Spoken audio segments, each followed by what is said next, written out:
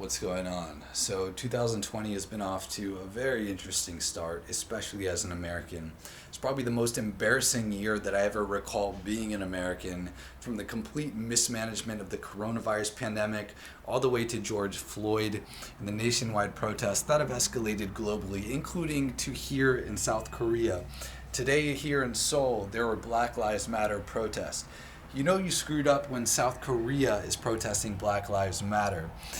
Anyways, what was so disturbing to me about this George Floyd murder was the fact that this same thing happened 6 years ago with Eric Garner, who was also suffocated to death in broad daylight on film by a police officer.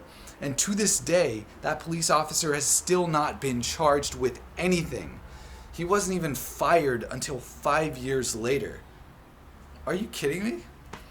And then you look at the Breonna Taylor case that happened, and everything about that case is just absolutely infuriating. From the fact that they broke into this person's house in the middle of the night, despite the fact that they had already caught the culprit. They broke into his house with this no-knock warrant, meaning they didn't even have to announce their entrance, in the middle of the night, searching for drugs. I mean, are we really still doing this war on drugs? And this man is obviously fearing for his life and his girlfriend's life, so he fires back in self-defense. The policemen shoot at them 20 times, hitting Breonna Taylor 6 times, this 26-year-old EMT technician, killing her. And the man defending his own girlfriend gets taken away in handcuffs and charged for first-degree murder, while the policemen get charged with nothing. Are you kidding me? I mean, it feels like just yesterday we were mourning the deaths of Michael Brown and Ferguson, Trayvon Martin, Freddie Gray. I mean, our criminal justice system is broken. There's no mincing words here. It is broken. And I'm glad that Americans are finally standing up to this injustice. Enough is enough, and they're not going to stop until the system is reformed. Now, I'm not a lawyer, but in my research of trying to answer the question of how come policemen in the U.S. can get away with murder, it seems like one of the main culprits is this judicial doctrine called qualified immunity.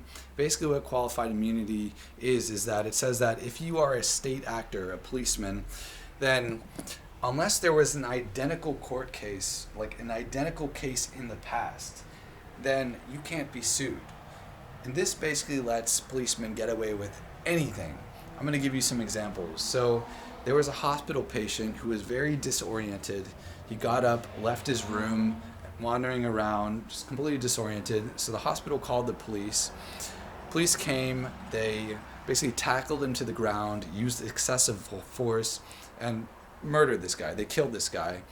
And the policemen weren't charged with anything. Prosecutor didn't pursue any case or anything. So as a last resort, the family sued the police officer and the department. And the case was thrown out by the court because of qualified immunity. So the policeman was able to get away with murder because of this qualified immunity. Another case, policemen, they go to this home looking for this suspect. There's a mother out with 5 kids outside. The police officer, for whatever reason, tries to shoot a dog who wasn't endangering him, as the court found out later. He misses and hits this 10-year-old kid. He isn't charged with anything. Another case, policemen show up to this house searching for some drug suspect.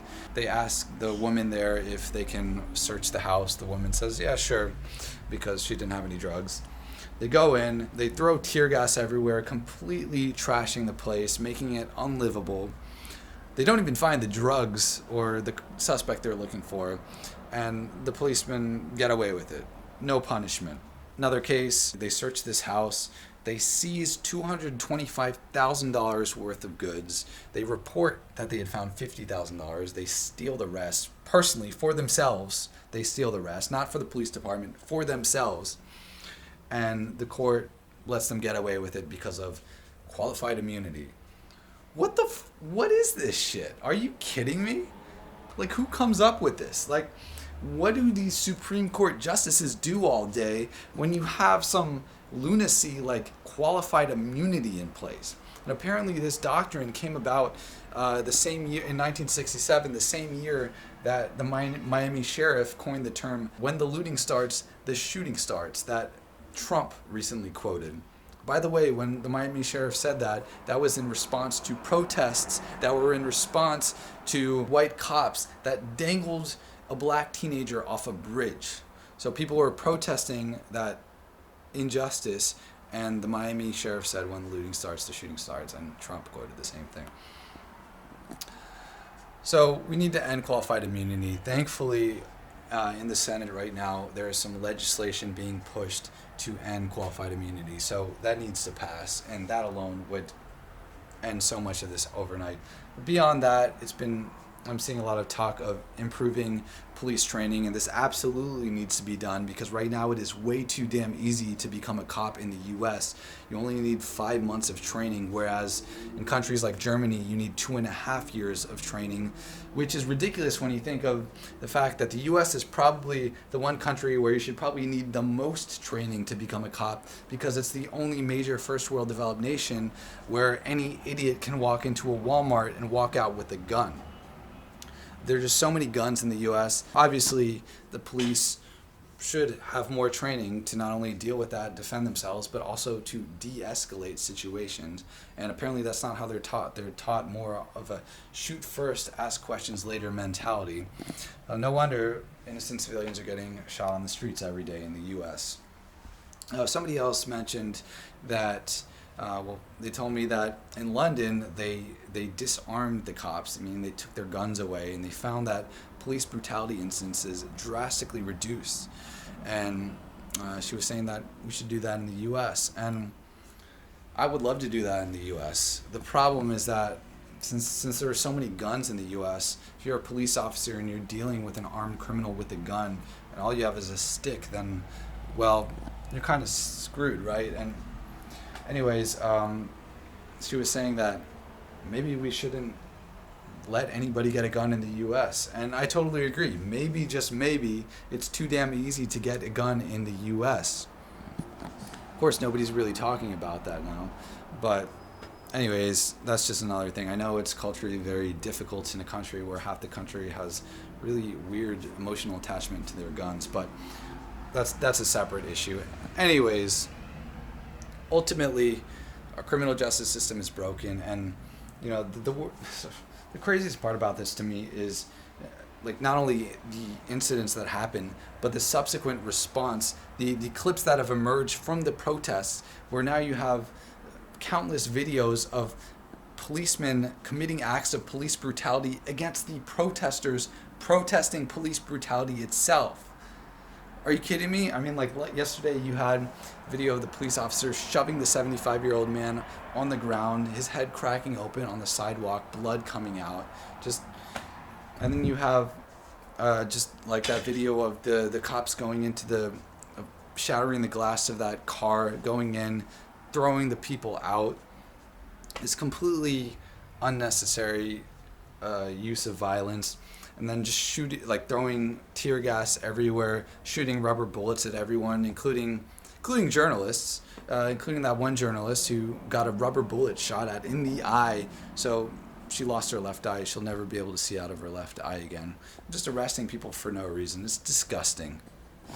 Every officer caught on videotape doing that kind of thing needs to be thrown in prison and shot at with rubber bullets and thrown tear gas at. Seriously, I mean, this is ridiculous.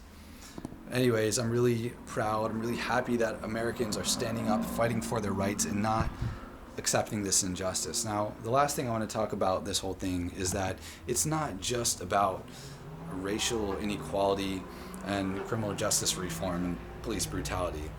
It's also about economic injustice. So you look at George Floyd, and you ask the question, okay, why were the police approaching him in the first place?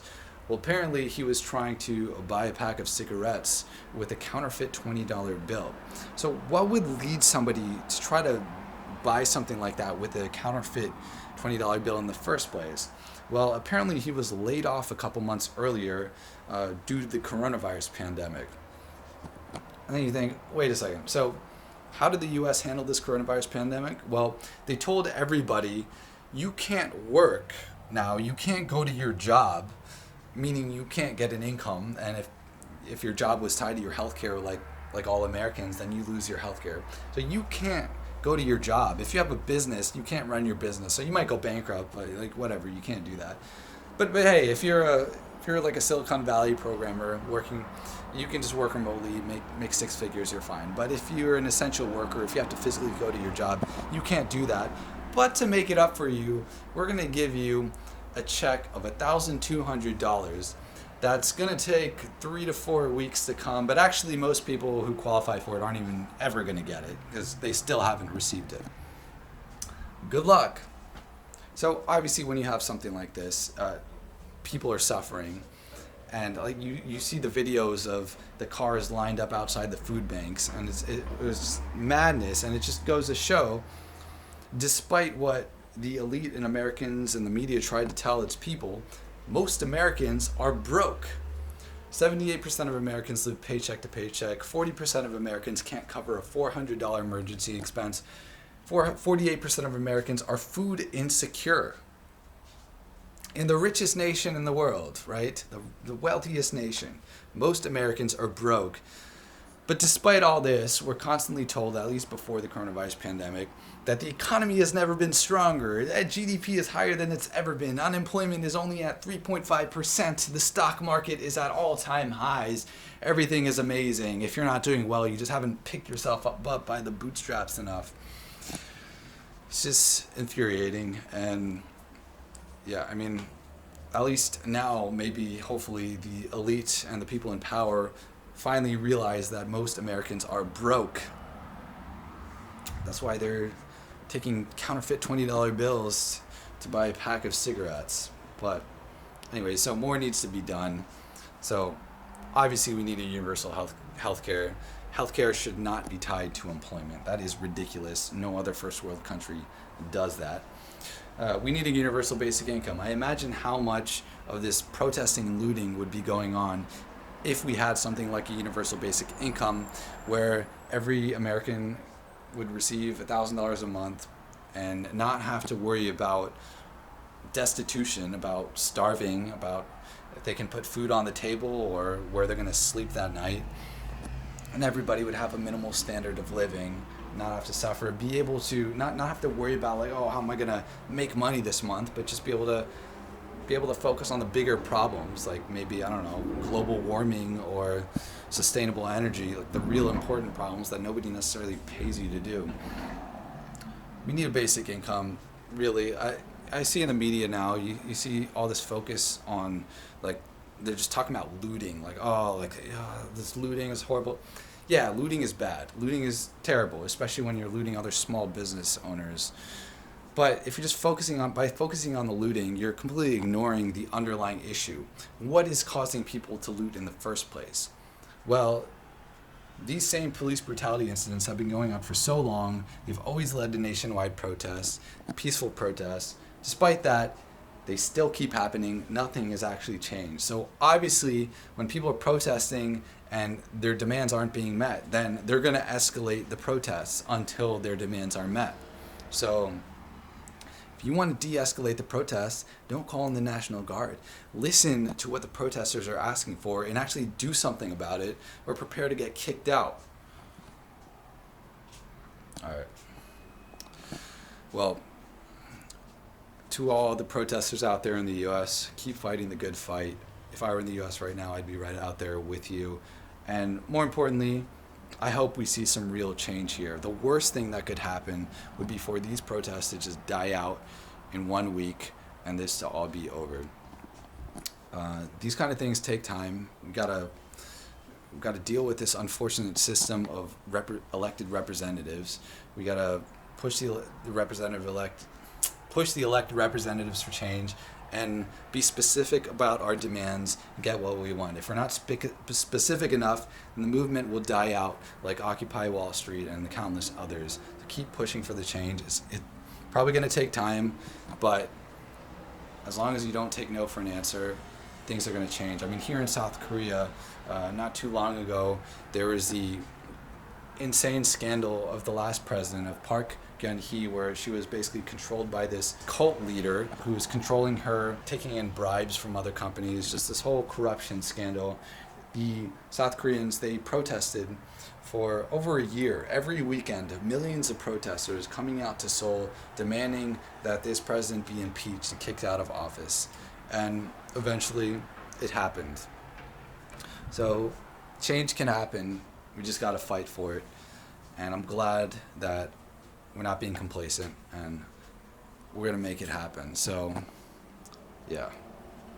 End qualified immunity. Universal basic income, blah, blah, blah. Okay. All right. I'm tired of talking to myself, so I'm gonna cut this. I also just want to say, I think Casey Neistat put it beautifully. He posted a video on this whole thing recently, and he said that in the 60s, when Martin Luther King Jr. was rallying, marching, protesting, risking his life, and ended up losing his life for this. Where were you? Oh, maybe you weren't alive, but where do you want to say you were when this was going on? Do you want to be? You want to be able to say, I was fighting for justice. I was fighting for what is right. I was on the right side of history. Or do you want to say, like, I was a lazy sack of potatoes. I was at home playing StarCraft, and I didn't contribute to anything. Who do you want to be?